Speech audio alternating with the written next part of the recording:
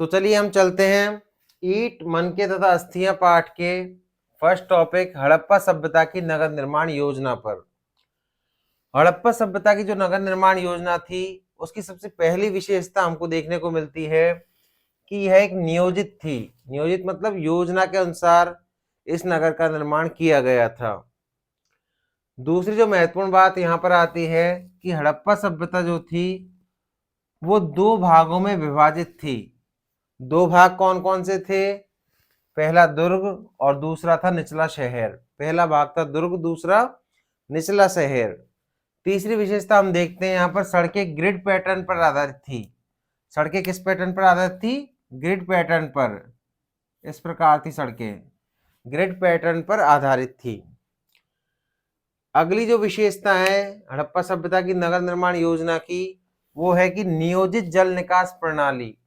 यहाँ पर जो जल निकास प्रणाली थी वैसी जल निकास प्रणाली हमको भारत में आज भी देखने को नहीं मिलती है। अगली जो विशेषता है यहाँ पर नालियां ढकी हुई थी। नालियां जो थी वो खुली नहीं थी, ओपन नहीं थी, बल्कि नालियां कैसी थी? ढकी हुई थी।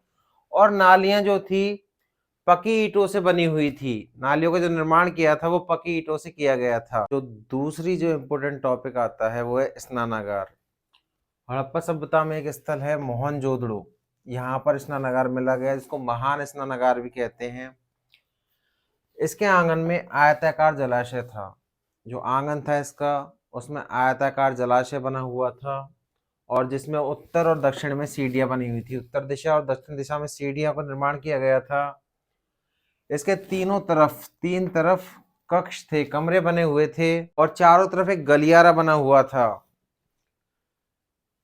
यह जो महान स्नानागार इसका निर्माण किस उद्देश्य की पूर्ति के लिए किया था? तो इसका निर्माण धार्मिक उद्देश्यों के स्नान हेतु बनाया गया था। जब भी कोई धार्मिक कार्यक्रम वहां पर होता था तो उस समय जो स्नान करते थे सब वो यहाँ पर आकर करते थे।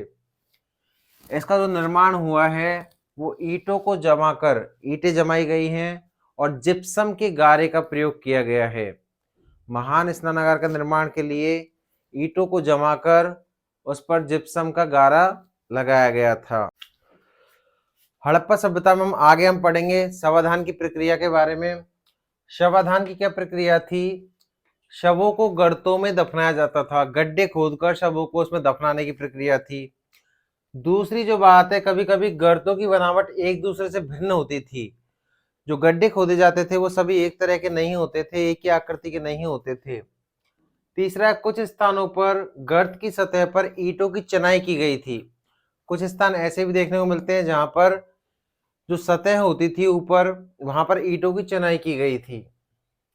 चौथी जो बात है, हड़प्पा सभ्यता के लोगों का मृतकों के साथ बहुमूल्य वस्तुएं दफनाने में विश्वास नहीं था।